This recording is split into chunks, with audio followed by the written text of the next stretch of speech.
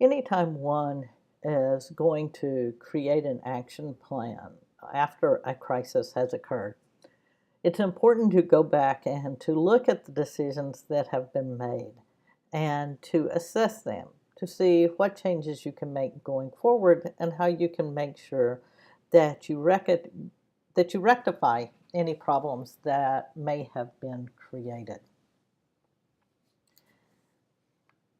The presence of a thriving automotive industry in Flint resulted in a population that had grown to about 200,000 people by 1960.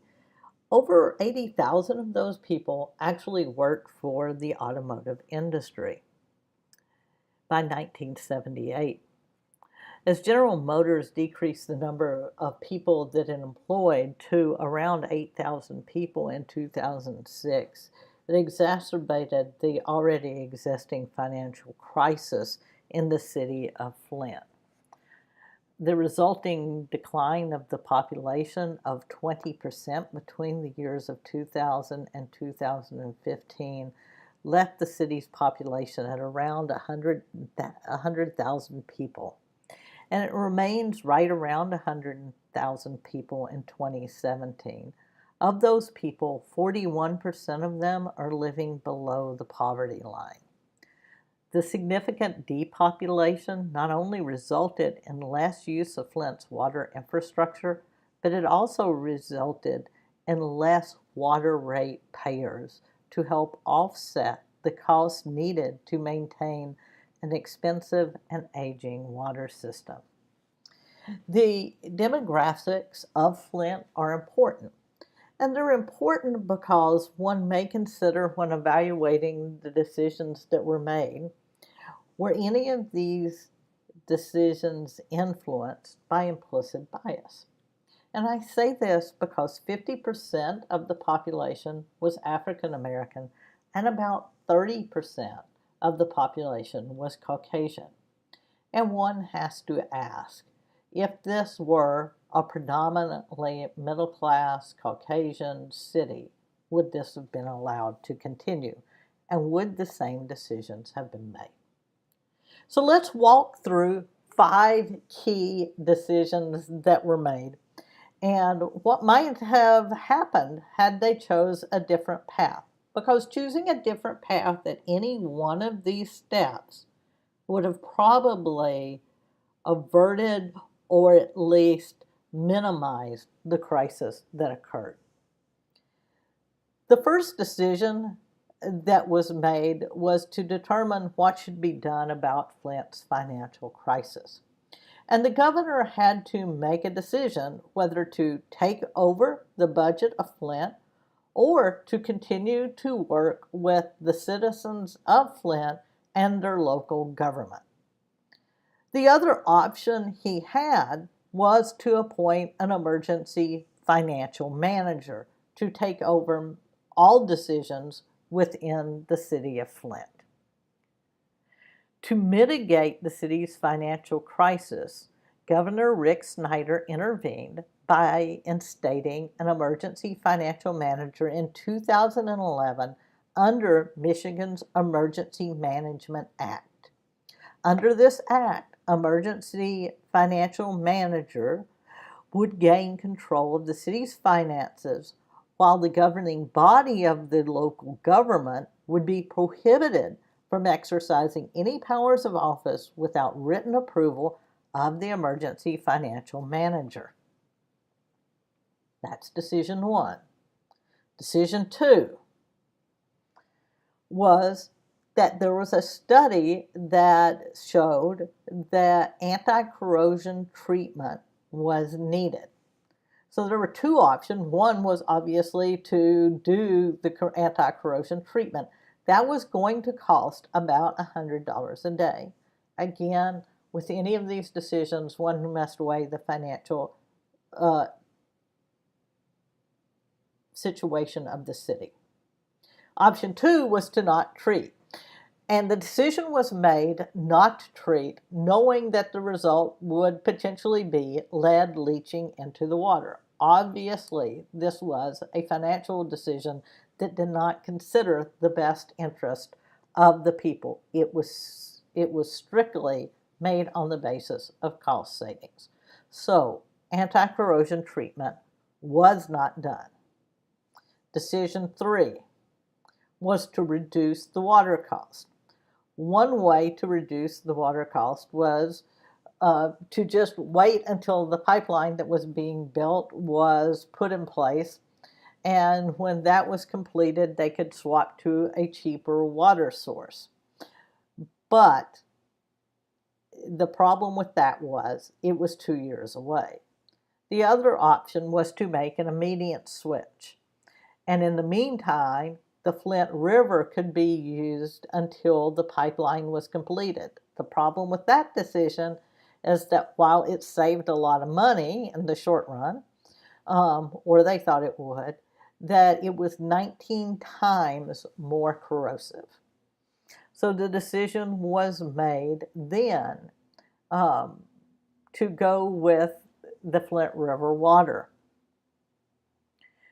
With complete financial authority over the local government, the emergency manager signed a contract with KWA in 2013 in hopes of providing Flint with a cheaper source of water to save the city money. The decision consequently led to their current supplier, Detroit Water and Sewage, to terminate its contract with Flint, effective April 17th of 2014. Considering that KWA pipeline was not scheduled to be completed until 2016, Flint had to find a temporary water source, and in April of 2014, Flint's emergency manager switched the city's water to the Flint River, despite improper corrosion control of the water system and the unpreparedness of the water treatment plant to operate at full capacity. Decision 4. Flint residents complain about the water quality, and Detroit offers to help and waive the reconnection fee, which was several $1,000,000. So one option was to accept Detroit's offer and investigate the complaints. The emergency financial manager had the option to investigate the complaints and take action. He could have also accepted the offer of Detroit until the pipeline to Lake Huron was completed. The cost was going to be about $1,000,000 a month. Option 2 was to stay the course, and obviously it was knowing that the lead levels are high and that there is an EPA memo showing that it's high enough for children to get lead poisoning. Flint residents quickly noticed the change in the water quality in terms of color and taste and odor. The presence of E. coli and disinfection products were discovered in Flint's water.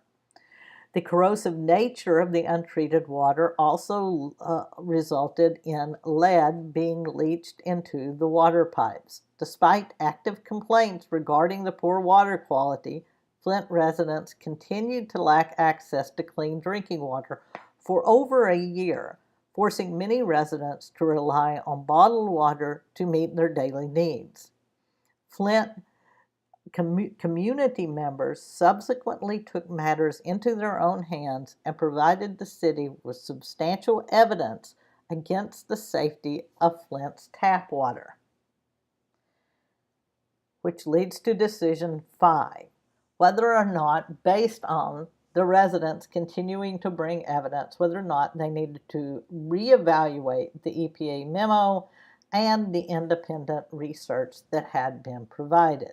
So option 1 is to reevaluate the evidence and follow the science.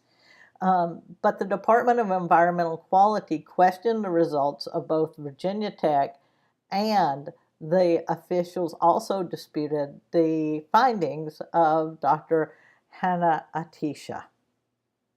The second option was to follow the science, which seems like the obvious right thing to do, but that was not necessarily what people in power wanted to do, as it was more money. Ultimately, the city did change back to the old water system in October of 2015 as the scientific community pushed back and found consistently elevated lead levels in children. So in October of 2015, Flint switched its water back to DWSD, but by this time the city was already suffering from a water crisis that would lead to long-term health consequences for its residents, as well as a growing distrust toward government, making the crisis viewed as one of the most significant public health concerns in the United States. So it took until 2015 for Flint to change its water source back. Of course, that's not the end of the story. In 2016, President Obama declared Michigan to be in a state of emergency. This is 5 years after the emergency manager was appointed, and a full 2 years after people knew about the corrosive nature of the water and that bad water was reported. So the story doesn't end here. Prior to switching the city's water source to the Flint River, the local and state government failed to properly regulate the water quality of the aging infrastructure. The EPA and the local agencies didn't properly enforce the lead and copper rule, which required anti-corrosion control of drinking water. The MDEQ, a government agency responsible for ensuring safe drinking water in Michigan, initially claimed the city of Flint was in compliance with the lead and copper rule, only to later state it misinterpreted the regulations. When met with public criticism and presented with evidence that the tap water was contaminated, MDEQ quickly dismissed the residents' concerns and failed to investigate them properly. Ultimately, the government did not take action until the community took matters into their own hands and the reports were released, garnering media attention at the national level. And then, finally, President Obama did act and declare a state of the emergency. And finally, after all of this, Congress decided to provide funding. But the problem was, years went by, and the population that was most impacted by this were children, and on top of that, poor children. Those children will suffer the effects for years to come. So when considering next steps, one has to consider the long-term monitoring of the health status of these children as they grow into adulthood, knowing that the consequences on various organ systems will persist throughout their lifetimes.